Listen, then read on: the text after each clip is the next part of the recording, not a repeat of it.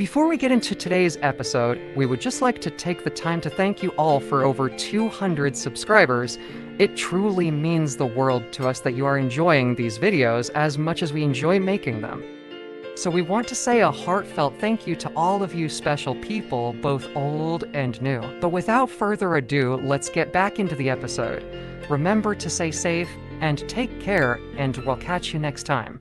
Welcome back to our Harmony Only Challenge. In the last episode, we arrived in the city, met the Supreme Guardian, who immediately decided to betray us at the first moment she got, and then got absolutely wrecked by Bronya for multiple days at a time before being knocked unconscious by Sampo. So without further ado, let's get into the episode. But before we get into it, these videos really do take a lot of time to write, record, and piece together.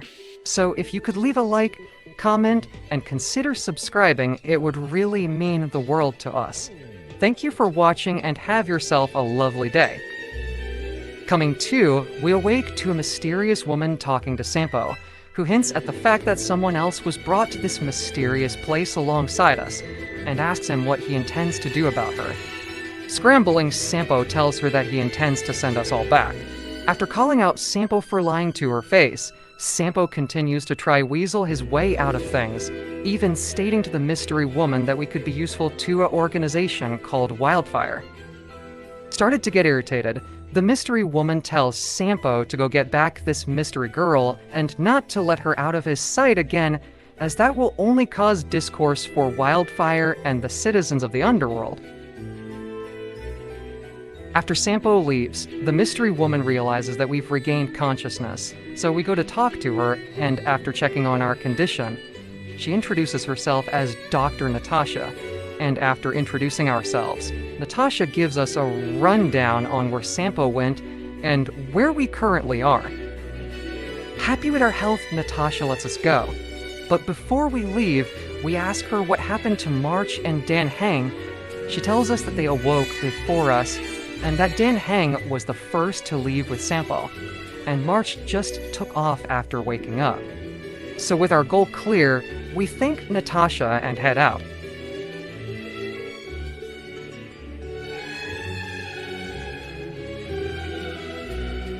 Arriving outside, we see March off in the distance, surrounded by a group of children. Relieved, we make our way over. As we near closer to March, we hear her negotiating with the children, saying if she wins at hide and seek that they have to tell her what she wants to know, and after coming to agreement, March finally notices that we are standing there taking in the conversation. And after teasing her a bit, March tells us that Natasha informed her that Dan Heng was with Sampo, and after just running around in circles trying to find him, it was then she met the children who know where Sampo is. Talk about convenient, right? However, in order to get this information, March has to join the moles by winning at a game of hide and seek. So being the great teammate that we partner up with March. But as we are talking to March, Hook then tells us to hurry up as her time is precious. March then asks Hook if we can join in the game as well. And after agreeing to it, we then get called out by Julian, who suggests we do a practice round first because we don't seem very smart. The absolute cheat. Hook then agrees with Julian to have a practice round before we get serious. So with the challenge set, we find Hook hiding in plain sight, and after a little conversation, the real game begins. After counting to 50, we set out to find them. And sure enough, one at a time, we find each of the mole's members, including the Master of Disguise, Julian, who somehow managed to turn themselves into an adult and back into a child rather effortlessly. Impressed, we make our way back to Hook. After finding Julian and Hook admitting defeat, Hook then tells us that Sampo took Dan Heng to the local fight club, and after recalling the most important rule of Fight Club, March asks Hook if she could take us there, and after agreeing to it, Hook leads the way. And as we arrive outside the club, Hook leaves us to go fight in the arena. Taking a page out of her book, we head into the club where we find Dan Heng in the middle of a cage match against two machines. And without missing a beat, we jump into the cage to back up Denheng, and with the crowd raring for a fight, we effortlessly defeat the robots, and it is there we notice Sampo in the distance, and decide to go thank him, which throws March through a loop.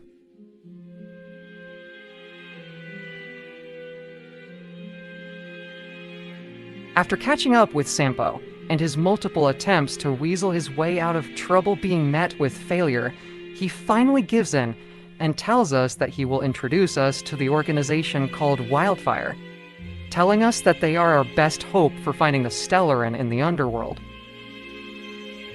So following Sampo, we comb the town looking for the various members of Wildfire to make contact with them, and after being met with failure, we notice a commotion in the alley. And it's there we uncovered the mystery girl's identity, and turns out it's Bronya, and she's in a dire situation with the locals. However, the situation quickly spirals out of control when the local vagrants shoot at Bronya. However, the situation is taken care of rather swiftly by Virgil, we mean Seal, slicing the bullet into various pieces which scares off the vagrants.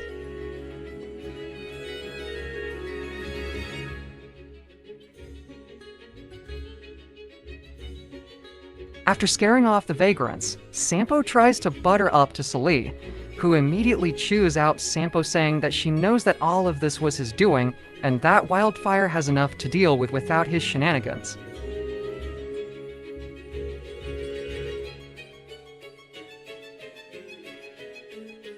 It is then Celie turns her attention to Bronya, and begins to chew her out over the state of the underworld, while she lives the high life above ground. Bronya then tells Celie the reality of the situation above ground is all to protect the underworld. Celie states that the sealing of the entrance and redeploying the Silvermane guards is not in the interest of protecting the people of the underworld, but rather to protect the architects. Getting irritated, Celie tells Bronya that the leader of Wildfire, Oleg, wants to see her, and that he has more than a fair share of questions to ask her. It is at this point Celie notices us and asks us who we are. After introducing ourselves, we tell Celie that we are looking for the Stellarin. It is here Sampo interrupts us and tells us that Celie may not understand, and that it's better to save it for the chief.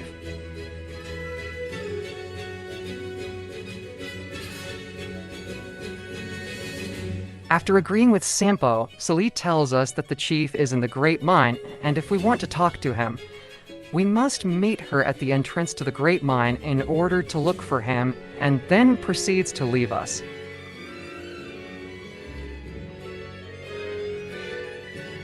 Having finished the Trailblaze mission, it is at this point more key systems open up to us, and these systems are going to be extremely helpful in the battles to come.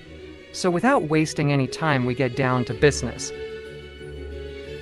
Firstly, we start off in the synthesis menu. It is here we can make some really helpful consumables such as bottled sodas, which give us a considerable amount of HP, energy drinks in order to restore energy, and cosmic fried rice, which offers a considerable heal for our units. With no dedicated way to heal up outside of the Path of Abundance in the simulated universe, and Tinyan being the only character who is able to restore her energy, these three consumables are going to be priceless during this challenge.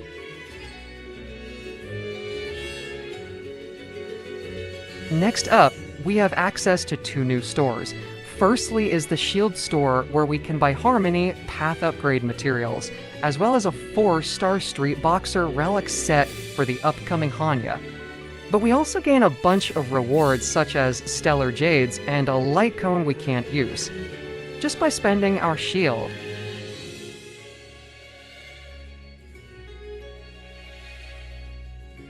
Not only that, we also gain access to a new consumable store, which gives us access to Snapper Jam appetizers, which, like the bottled sodas mentioned prior, gives us a considerable boost to our unit's attack power.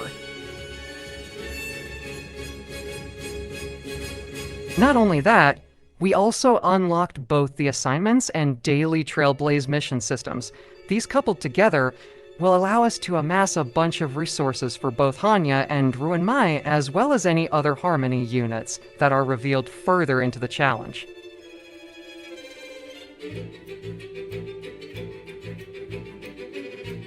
And finally, after finishing our business in Boulder Town, we managed to gain a standard Star Rail pass from the Shield store. So to congratulate ourselves for getting this far, we decided to pull on the standard banner, and it would seem luck was on our side today. That's right, in a stroke of luck, we managed to get yet another Tingyan Eidolon, which allows her to restore an ally's energy if they defeat an enemy. Armed with consumables and a E2 Tingyan, we carried on the Trailblaze mission and marched towards the mines.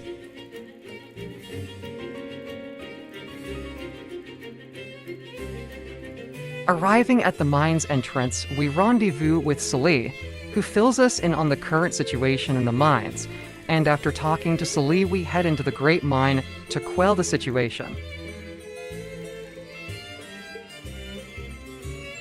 Arriving at the Great Mine, we see Natasha standing behind a barricade, and after talking to her, Natasha tells us that the miners saw Oleg heading further into the mines, and that the vagrants put up the barricade to stop locals from storming into their camp. And the reason that she came is because she had heard that there was injured among the groups clashing in the mines, and that the reason the situation has escalated as far as it has was because a group of local miners found the biggest deposit of Geomero in 30 years, and that the vagrants wanted a cut of the deposit. Natasha then tells us that due to this, both the mining teams and the vagrants are now experiencing heavy losses on both sides, and asks if we are here to help restore the peace. And after agreeing to lend our aid to calm the situation, Natasha thanks us, and we get to work, but first, having reached the Great Mine, we now have access to yet another huge boost for our units in the form of relics. So wasting no time, we proceed to kit out Asta and Tingyan. After kitting out both of our units and upgrading their relics as far as we possibly can, we head into the mine, where we find Peak sleeping on the floor, and after being roused from their rest by the mere mention of food as anyone would, recognizes Sali, who then proceeds to give him a scolding. And after his scolding, Sali then tells Peak to go get cover, which then reminds him of the current events, and how he would have lost the clothes off his back had it not been for Wildfire. And after asking where Wildfire went, Peak then tells us that they went towards the vein to stop the vagrants. So with our destination set, and our goal clear, we head off further into the mines to find the rest of Wildfire. And while progressing through the mines, we end up finding a peculiar little machine on the way called Findy, who says it can help us find anything we may have lost. While fighting our way through the mines, we eventually find the mining team and the vagrants caught in a debate over the Geomero. And when it's clear that no side is prepared to back down, the vagrants begin aiming their weapons at the miners.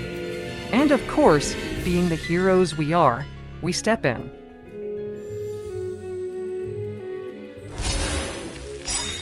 Aha! And who do we have here? Do you know whose territory this is? Shut it. This isn't your territory. I'm in a hurry. I'll take you all in one go. Customer? Yeah! Huh?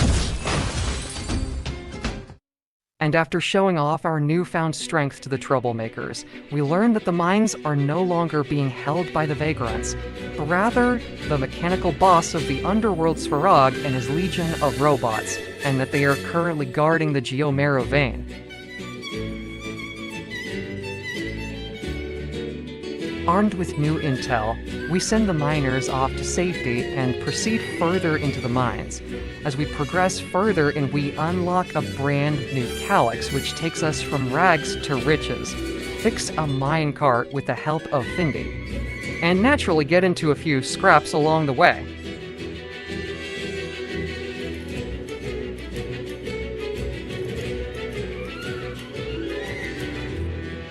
After many battles, we finally reach the Geomero vein, and in typical fashion, things quickly escalate.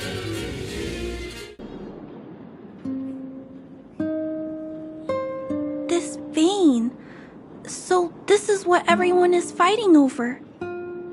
Mr. Svarog, it's such a massive vein. I've never seen so much geomero before. Calculating. Based on the average rate of excavation, this vein is enough to supply Belobog with 231 days of energy, with a margin of error of 7 days. I sense that your reason for summoning me is not the ore in question. State your true intention, Clara. Right. I wanted Mr. Svarog to see that many miners and vagrants have gotten hurt because of the vein. Can you help them? I have already prevented the dispute and taken temporary control of the excavation zone. Evaluation result. In the event of no further variables, there will be no large-scale armed conflict within the next 30 days. I know why you did it, Mr. Svarog. It's just, I don't think it'll be enough. The mining team and Wildfire, they don't understand your actions. If only we could do more for them. My mission is the protection of the underworld. The trust of the minority sample is redundant to my calculations. Human behavior will always deviate from rational calculation, Clara. As evidenced by their presence here. Svarog! We haven't settled our final score. Sela, subordinate to Wildfire. Your resistance is futile. The result of my calculation is unequivocal. Remaining in the underworld is the optimal strategy for survival. This again. Calculation results, survival strategies. I haven't got time for your thesis. Withdraw your forces, or I'll lose my temper. Observe, Clara. Even under abject conditions, humans are unable to avoid division and conflict. But Mr. Svarog... Human failure to accept the calculation result is a significant threat to the survival strategy of the underworld. Calculation complete. Result unequivocal. Armed suppression of Wildfire and their allies is the optimal course of action.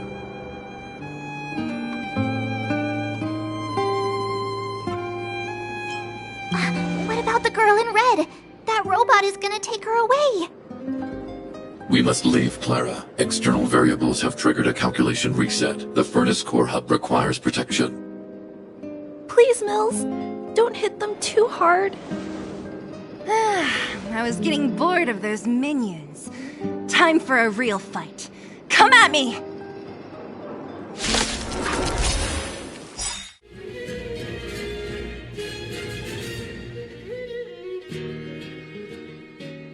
It is here we are introduced to the automaton Grizzly. Compared to the other robots we have encountered so far, this robot has much more defense, can summon allies, and buff their attack power, as well as gain access to a very damaging team-wide attack, which makes them very dangerous enemies. At least that is how they should be, because thanks to our various upgrades, consumables, and new relics, we managed to take down the automaton Grizzly with barely any damage taken at all. Maybe this is the point in the challenge where things get easier. No, it is not, but we will cover more on that later. With minimal effort, we defeat the automaton Grizzly.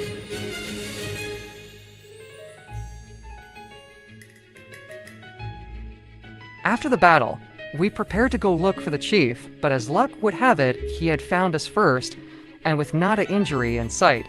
Talk about a successful job.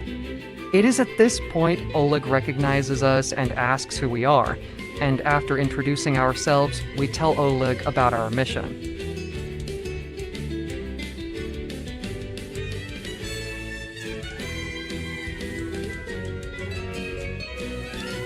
So after informing Oleg and Sili on our adventures thus far, Oleg tells us that he has never heard of a Stellarin.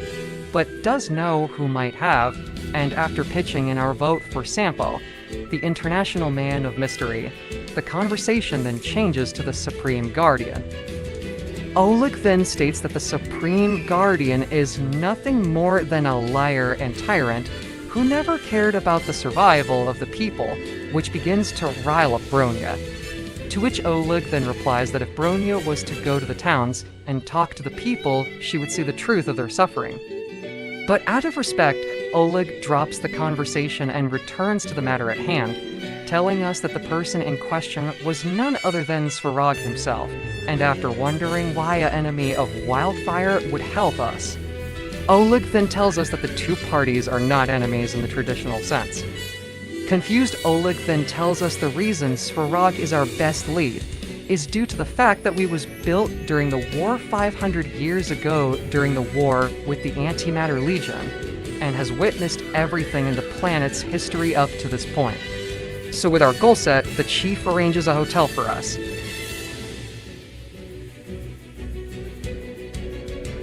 And as we go back to town to turn in for the night, Oleg asks Bronya if they might have a word in private. After returning to town and checking in at the hotel, we decide to have ourselves a team meeting. Time to rest again. I hope there aren't any surprises this time. That Oleg, he seems sincere. What do you guys think?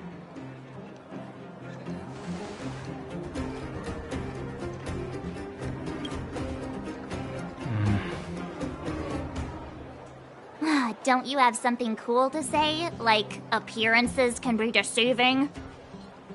I don't try to disagree. But if you ask for my opinion, it's better to be safe than sorry. Fine. We'll keep our guards up. Our last hotel experience was eventful, to say the least. One of us should keep watch tonight. Keep watch? Are we space cowboys now? I guess this is the cosmic Wild West. Anyone else sleepy?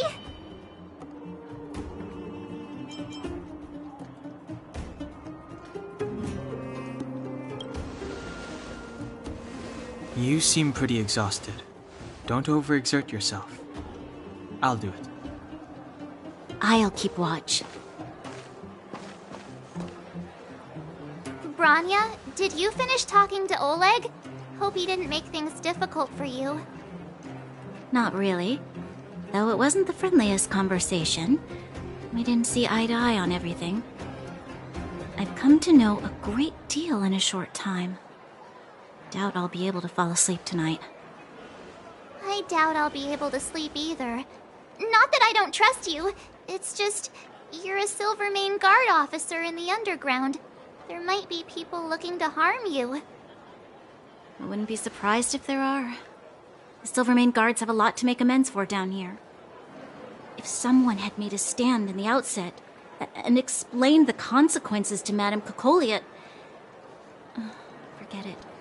It's meaningless to talk about it now. You don't need to worry about me. Oleg guaranteed that I wouldn't be harmed. He seemed like a man of his word. Go and rest.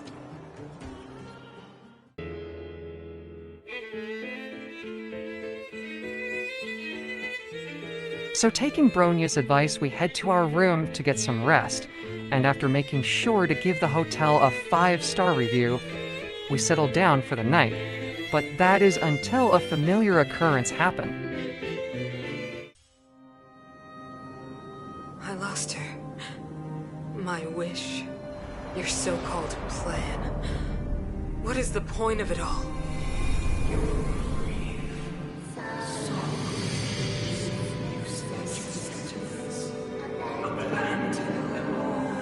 Silence! She is my daughter. My only... You soulless thing. How could you begin to fathom? You will never understand. Never!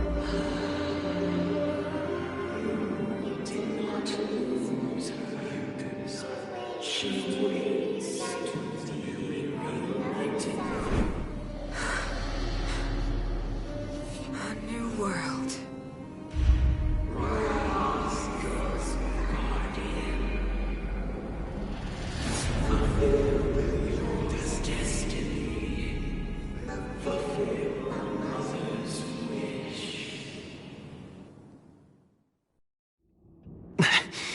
That voice again.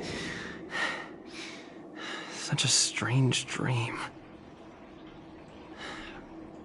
May as well go for a walk if I can't sleep. Who goes there? Show yourself. Oh, it's you. Don't sneak up behind me next time. Lucky for you, I wasn't armed. No sleep for you either, huh?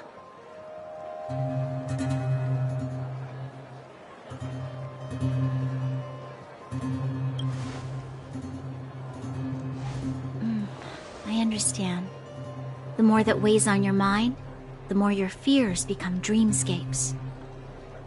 Actually, seeing as there's no one around, can I ask you some things? This Stellaron you speak of, if you were to find it, how sure are you that you could stop the eternal freeze?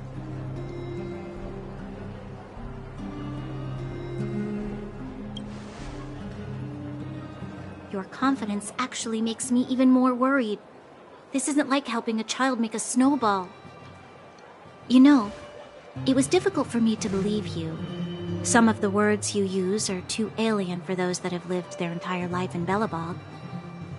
As far as I was concerned, Madame Cocolia's order to arrest you sounded reasonable. But why didn't she issue it straight away? She must have realized something about you. Something I haven't yet been able to perceive for myself. It bothers me. What must have transpired to cause her such a drastic change? Still, orders are orders. It's not for soldiers to question their superiors.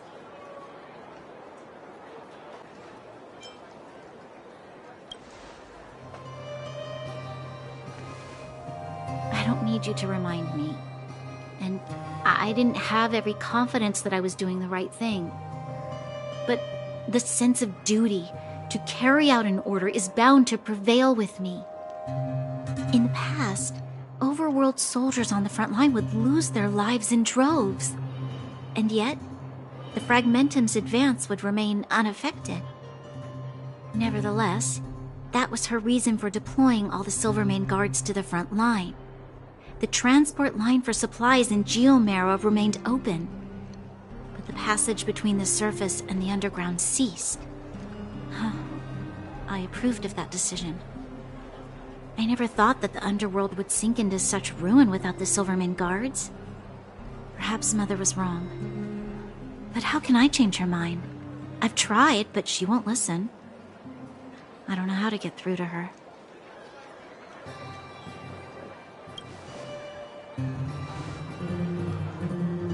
Help me change the mind of the Madam Guardian? Not easy. Nobody knows that better than I do. The more I think about it, the more disoriented I get, which in turn makes me think about it even more. I just want a better life for the people of Belobog.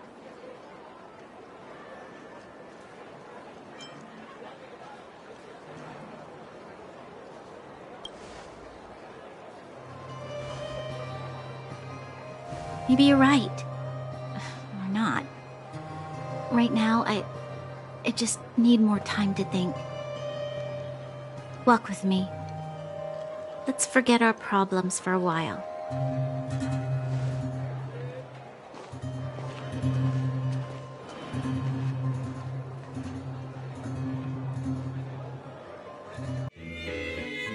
As we walk through the quiet streets talking to Bronya, we begin to hear voices in the nearby alley, and after going to investigate, it turns out to be Celie and Natasha talking about ways to get more medical supplies for the clinic. After we arrive to lend a hand, we're met by a very icy reception by Celie, who seems to think we're up to no good and tells us to walk elsewhere, until Natasha says that we may be able to help them out. And after agreeing, Natasha tells us what's wrong.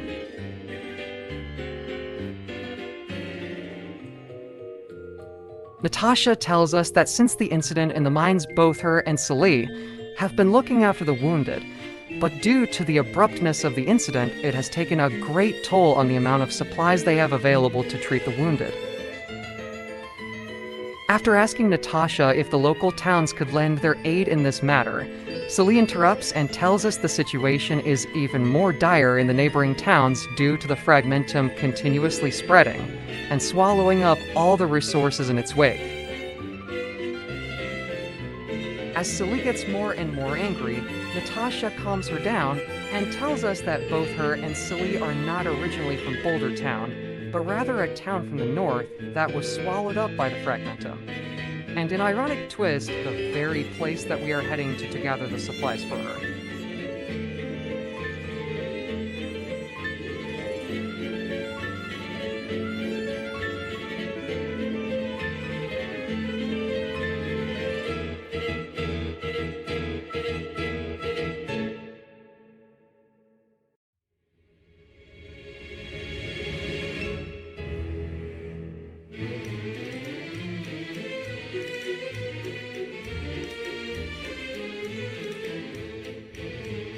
So after getting the list of required items from Natasha, we head to Rivet Town with Celie and Bronya, and after arriving and taking a trip down memory lane with Celie, Bronya then tells us that the town looks familiar to her, but quickly dismisses it.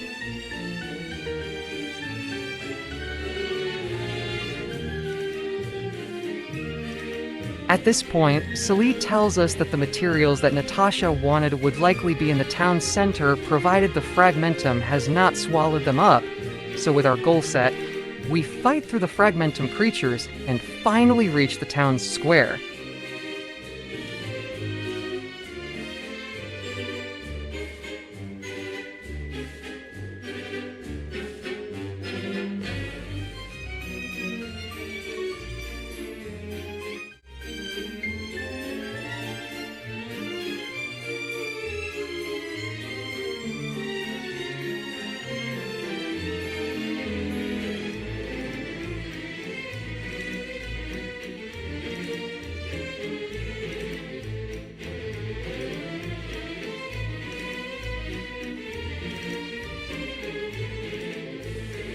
After fighting our way through waves and waves of fragmentum monsters, we finally arrive at the town's center, and to our surprise the materials that we came here for were gone, not by the fragmentum, but rather, it seems someone else had beat us here and took them beforehand.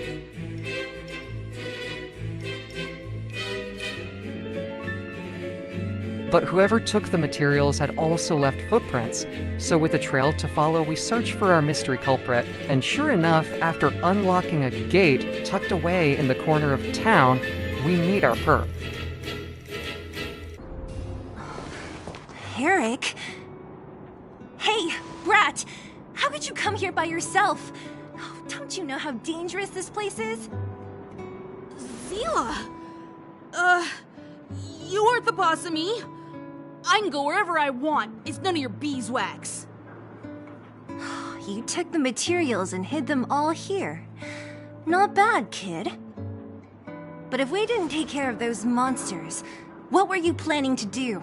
Just stay here, shaking in your boots? Who asked you to do anything? I was just about to escape. I didn't need your help at all. Still stubborn, huh? Then tell me, how exactly were you gonna get those big metal plates out of here past those monsters? There's always a way.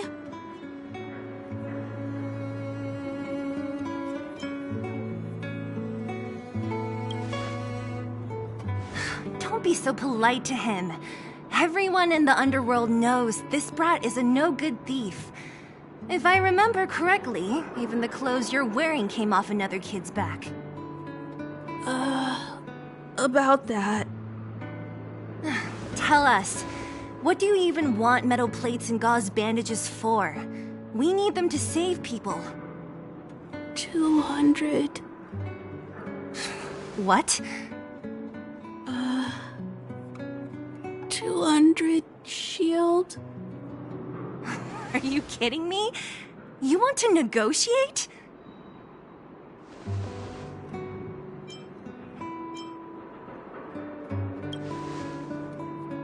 Not much, but I didn't bring my coin purse. You're actually planning to give this little crook money? I'm telling you, this is his same old trick. No! Not this time. I really need money. My daddy. Pretending to use your dad again as an excuse. If he knew about this, you'd be in big trouble. No! Zila, that's enough. It's Eric, right? Here, you can have this. What's this? This is a medal given to me by the architects. See that blue stone in the middle? That's a geomerald crystal of the highest purity. You need money for your family, right? Take this and show it to a knowledgeable buyer, and they'll instantly know how valuable it is. Thank you. But you'll have to promise me one thing. You'll never steal other people's things again. Promise? I promise. I'll never steal things again. Then it's a deal. If you go back on your promise, I'm going to bring my Silvermane guards with me and catch you myself. Here, take the medal and go back to the town. We already took care of any threat on the way. You'll be safe. Thank you. Whoever you are, you guys can take all of these things. You guys need to be careful too. There seems to be something real scary in that house up on the hill. Oh, right. The road across from the market is blocked. If you want to go further, you'll have to go to the shopping street. Got it. Thanks for the tip. That object was pretty important to you, right? Are you sure you're okay just giving it to Eric like that? If it will make him change his ways, it's more than worth it. What if he doesn't? From a young age, my mother taught me to be forgiving and to preserve the goodwill in people's hearts. Even if I am but a small glimmer of light in this world, I must try my best to shine brightly for others. I must give him a chance, Zila, because other people can't. I don't really get what you just said. Anyway, we should get moving. Eric said that we need to take the shopping street to go any further. I think I still remember where it is. This way. After a rather touching cutscene, and making our way through the labyrinth of back streets and hordes of Fragmentum monsters, we arrive at the orphanage at the top of the hill and begin to search for the materials for Natasha. Well, that is until we run into something rather unexpected.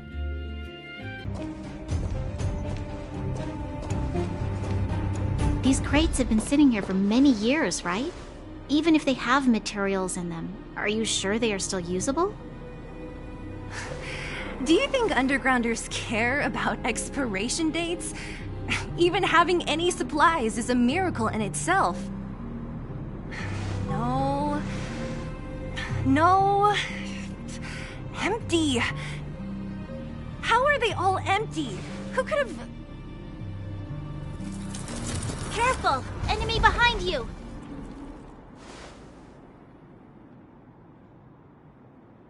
I've only seen this kind of monster before in the restricted zone. I don't care how big you are. You dare sneak up on us from behind. This is it for you, pal!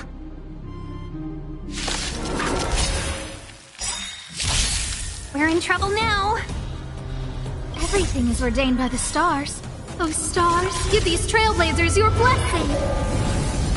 1,000 wonders to raise you. Fight as one!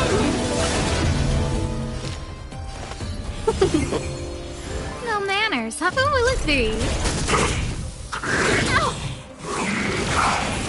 Welcome, customers. Yeah! Who invited you?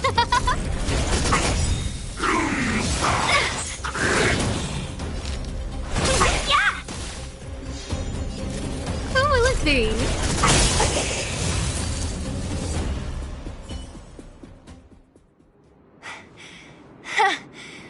That was it?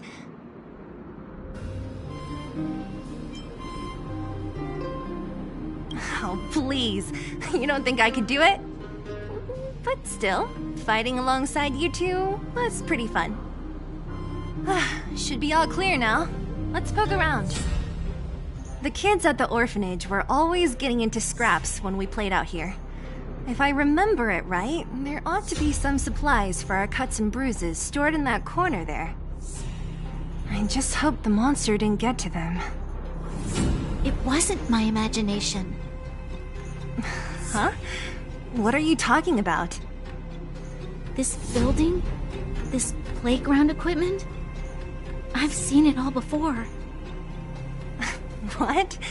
Come on. The overground and underground have been sealed off from each other for over 10 years. It would have been used if a Silvermane guard had come down here, let alone an overworld princess. Wait, unless before that... Yes, it's a possibility. That would explain why my memory of it is so blurry. Come on. I need to look around a bit more before I can be sure. We've looked everywhere but here. I hope my memory is right. It's...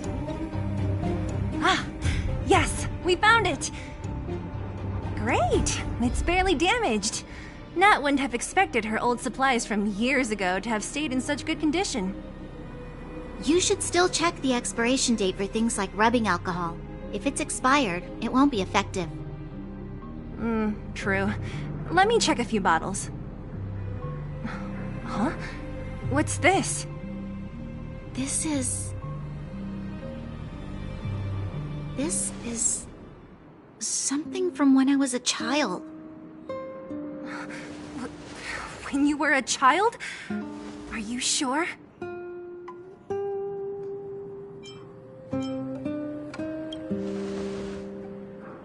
Yes. I remember now. I used to live here. Before the architects took me away, before Madame Cocolia adopted me, I used to live here. I'm an undergrounder. You're... an undergrounder? Wait a minute. You're saying that Cocolia, the Supreme Guardian, adopted you? Then... Yes. I'm the successor chosen by the architects. In the future, I will become the guardian who leads Belobog. Why? Why didn't I remember this until now? My childhood memories are so blurry.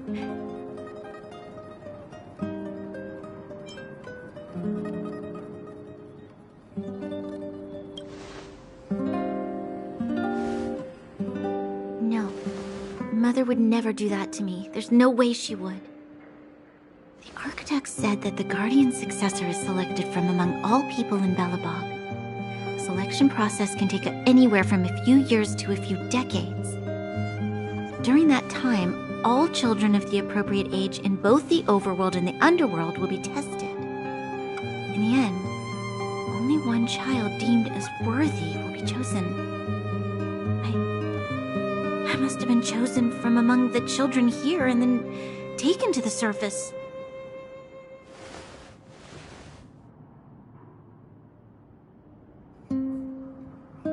The kids at the orphanage are always coming and going. I never thought that there would have been a future Supreme Guardian among us. Does Nat know about this? Could she have been keeping it a secret? I don't think she knows. The selection of the successor is done with utmost secrecy. and the child chosen must completely say goodbye to their past. And thus, I became the daughter of Madame Cocolia. My only identity is that of guardian successor. But I'm not good enough. Every day I see Silvermane guards sacrifice their lives in the Fragmentum, but I've never had the resolve to try to change Mother's mind. The underworld has been struggling, but I never tried to help. I didn't even know that it was my own home that had fallen into such a dire state. In the end, I haven't been able to guard anything. How could they have thought that I was worthy to be the successor? Hey, are you done? Huh? Wow. Ugh, so annoying. What? What? You thought I should feel sorry for you after your little speech? You can hide in your palace while you fuss over your overworld problems. And on the front line, it's not even you who's putting their life in danger. But in the underworld, what do we worry about? If we'll have food for our next meal, or survive to the next week. Even if I am but a small glimmer of light in this world, I must try my best to shine brightly for others. Didn't you say that? Well, if you really want to protect everyone, what are you standing here crying for? Get to it! You're right. You're right. Self-pity doesn't help solve anything. Thank you, Sela. Usually when I feel sorry for myself, I am met with gentle consolation. Never has anyone dared to be tough and make me snap out of it. I'm no good at consoling, but I can hit you on the head a few times, no problem. I can tell that you have a big burden to carry. Why do you force yourself to? As the successor to the Guardian of Belobog, I must always be vigilant of my behavior and thoughts. Yeah, Lady Branya. Miss Future Supreme Guardian comes from the same orphanage as me. Who thought it would be a good idea to put us together, huh? How about I show you around the orphanage a bit more? Unlike you, my memories from when I was little are crystal clear. Okay. I'll indulge in old memories with you for a while.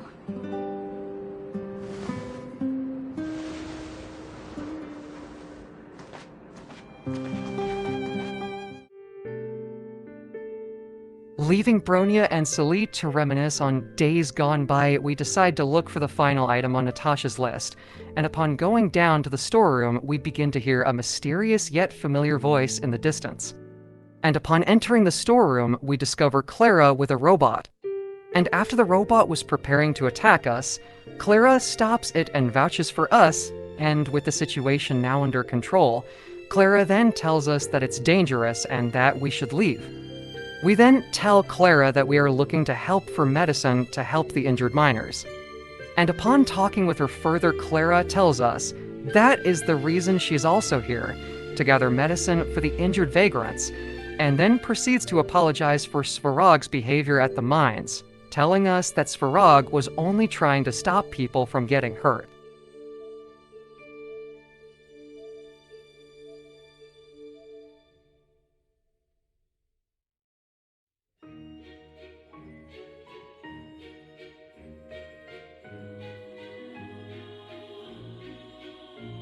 Clara then tells us that Svarog is doing all of this to keep the civilians in the underground, because he is stubbornly following his calculations, stating that the overworld is already too unsafe for population and that this is the most appropriate course of action.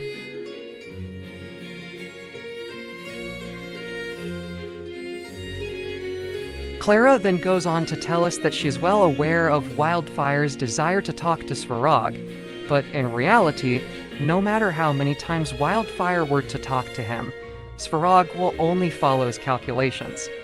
but to have faith in her as she won't stop trying to persuade him.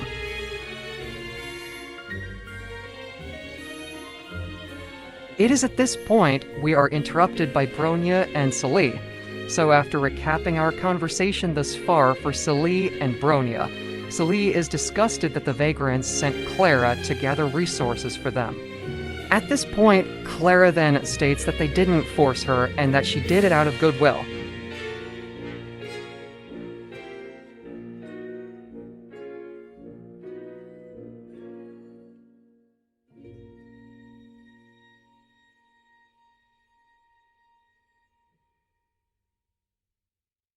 Clara then asks Celie if she could have some of the painkillers to help ease the suffering of the Vagrants, and after a sigh, Celie agrees to half the painkillers with Clara, telling her that as Natasha was here she would understand.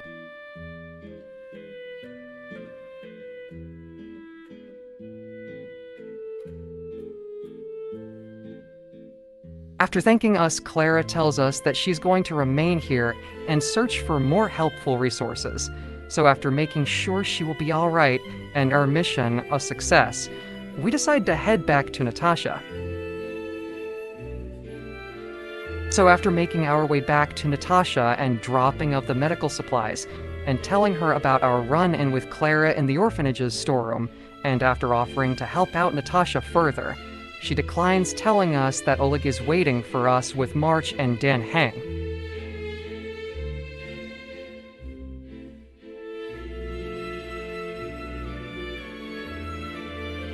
So after saying goodbye to Natasha, we head on over to the meeting place.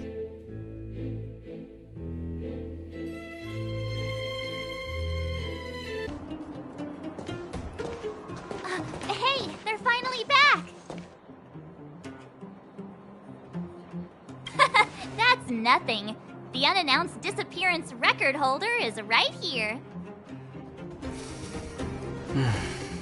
And that's something to be proud of?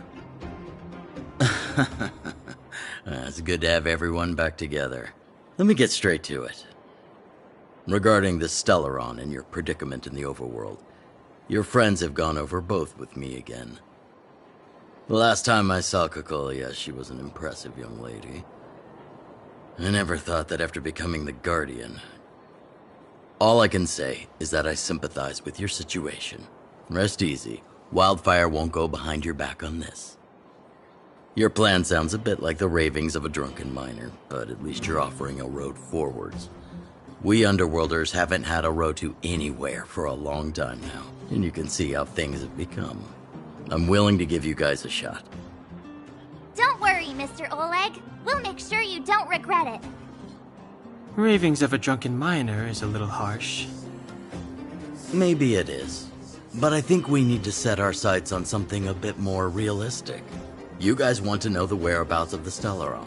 Wildfire wants to remove the restrictions on the Underworld. In other words, Svarog is the target of both our efforts. If we can't deal with the boss, we can't deal with anything.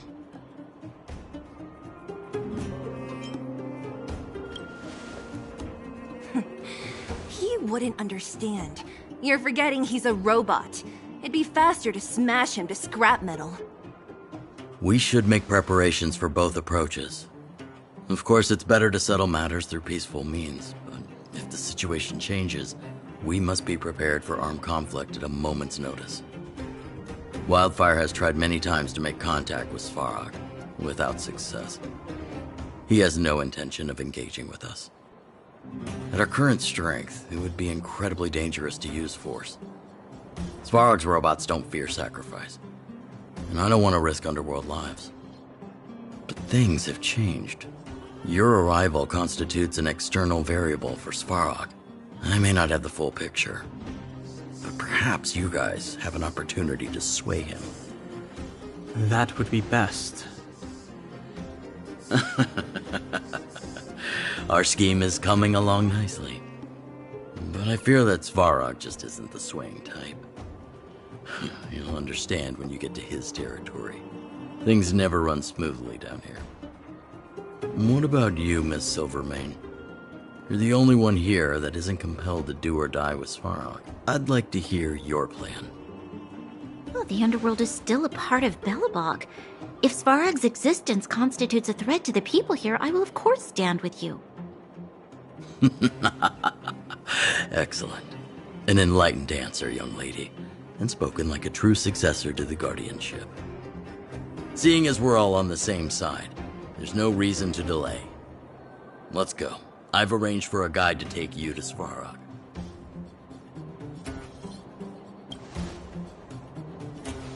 Wildfire's relationship with Svarog has been hostile for a long time now. Accompanying you would only lead to misunderstandings. We'll be nearby, awaiting orders. If things go south, we'll be there in no time. Zila, perhaps you can take our outsider friends the rest of the way. I'm on it, boss. So after our meeting with Oleg, we do a pull on the standard banner to see if we can get lucky. However, the curse of the hunt strikes again, so cutting our loss, we go meet up with our guide. Upon reaching the meeting point, we meet our guide, which turns out to be Hook. But after a misunderstanding, it actually turns out to be Sampo, who is rather offended that we were gonna take Hook as our guide and not him. And after having his credentials as a guide criticized, he tells us that he has been scoping out Svarog's base for a while now, and has picked up a few clues on how to get inside.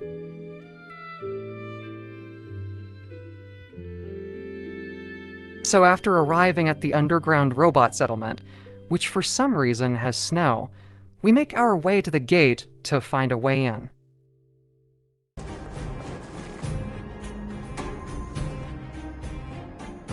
What a heavy gate. Okay, watch this! Open sesame!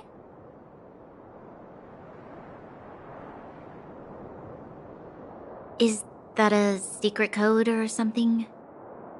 It's an imaginary password that children like to use. And I don't think it's going to be of much use.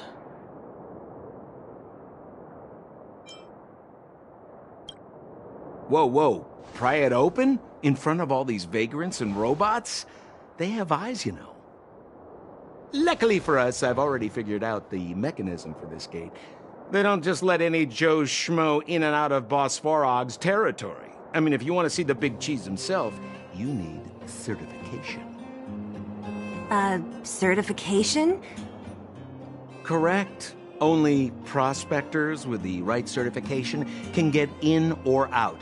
These prospectors collect mechanical remnants from all over the underground and then bring them to Svarog for him to repair. Honestly, it's a very profitable little venture. If only I'd beaten them to it. They'd be calling me Sampo Bosky by now. Time out. Where do we get this certification? Oh, that's simple. You see the robots over by the vagrants? They're all Svarog scouts. Every one of them is commanded to maintain order here. Apart from them keeping a watchful eye on these hooligans, another one of their duties is processing. Anyone who wants to become a prospector has to pass a test from these walking stoplights first.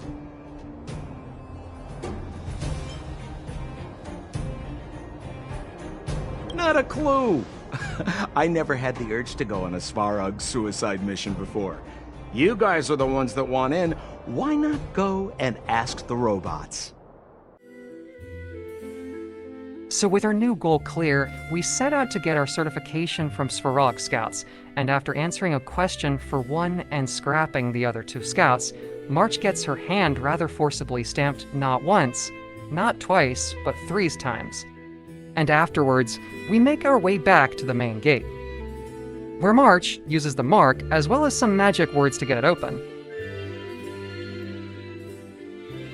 And sure enough, after getting inside, things go wrong again.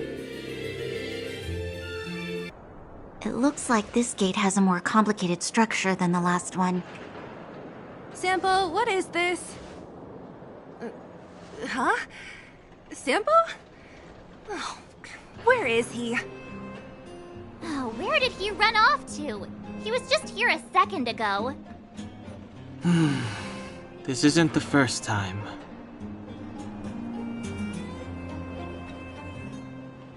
It's that same type of robot again! Ugh, please don't tell me there's another round of processing. Visitors for Svarog detected. Protocol initiating. Scanning. Verifying.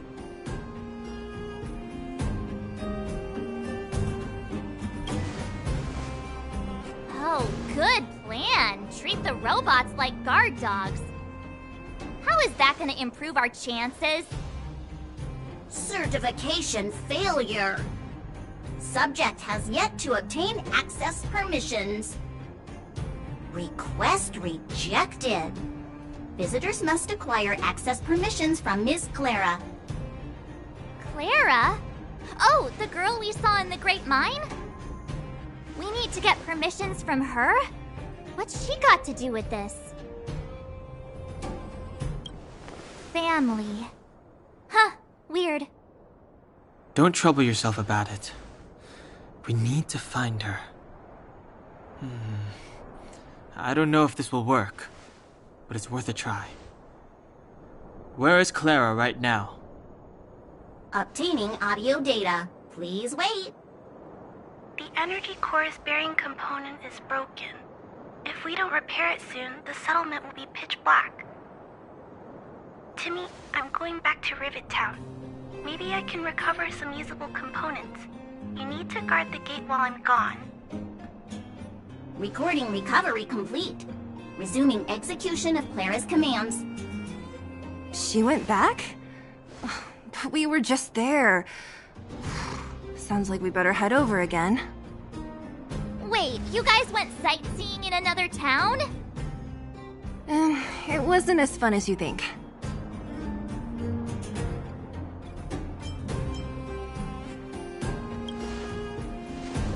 Indeed. And that little girl heading into the Fragmentum all by herself.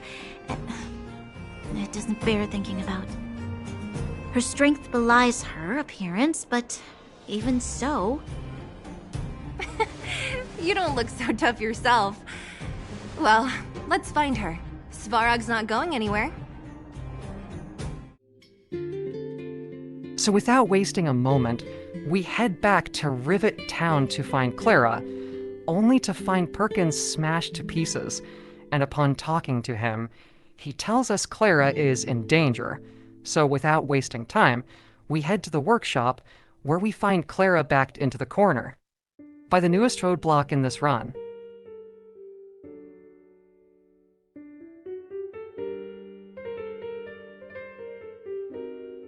But what makes this boss any different from the previous ones?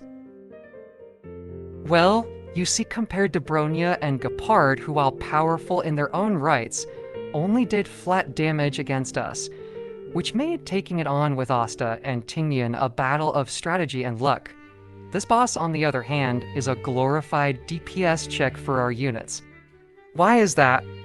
Well, unlike the other bosses we have fought so far, this one uses damage over time attacks, and is fully aware how to exploit it, because not only can it unleash a powerful team-wide fireball attack, which can hit up to 3 times, but much like Bronya, it can also take multiple turns, in which it will always use its second turn to buff up its attack power, which is absolutely diabolical. But you're probably saying to yourself, come on, Biggs, it can't be that bad, right? And to that we say, yes, it can. And that is because of 3 simple factors we have to overcome during this fight, firstly being that damage over time effect scale with attack power. So by buffing its attack each turn, not only is this boss making his fireball attack, which already does a ton of damage, do even more, but it is also increasing the power of the burn status effect that it puts on us after the fireball attack, which can easily be stacked up to over 8 stacks, which is an instant knockout for Tingyan and Asta. Secondly, we have to deal with the limited damage we have. Up till now, we have been able to persevere throughout quite a few hurdles with time and strategy, but as stated earlier, this fight is a glorified DPS check, so time isn't on our side. And to make things worse, the game is starting to push back more and more due to the fact we only have 2 units, and Asta is the only unit who can reliably burst down health bars, which comes at the cost of loads of skill points, and without Hanya being released, we have no way to counteract this. And lastly, we have to deal with a severe lack of sustain during battles. As we stated earlier, the only healing that we get during this run is from cosmic fried rice and other similar consumables, as well as the path of abundance in the simulated universe. And without the ability to reliably farm more defensive relic sets, such as the Guard of Weathering Snow and Knights of Purity Palace, we have to rely on bottled sodas to survive. And just in case you're wondering, we did even try to use the disposable shield to increase our effect resistance. However, during testing, it proved quite unreliable due to Tingyan and Asta's low innate effect resistance, compared to the bottled sodas, which gave us more of a chance to live through certain attacks. And after trying time and time again, and always coming up short, with the boss always left with 1/4 of their health remaining, we decided to make a choice. With no way forward, we decided to wait for Hanya's release on the Argenti banner. It is there we not only get a new teammate, but we can also get Eidolons for Asta, and the potential for other off-banner Harmony units to join the show. So it is here we will like to end the episode with a compilation of our many failures during this fight. So until next time, stay happy, stay safe, and have yourselves a lovely day.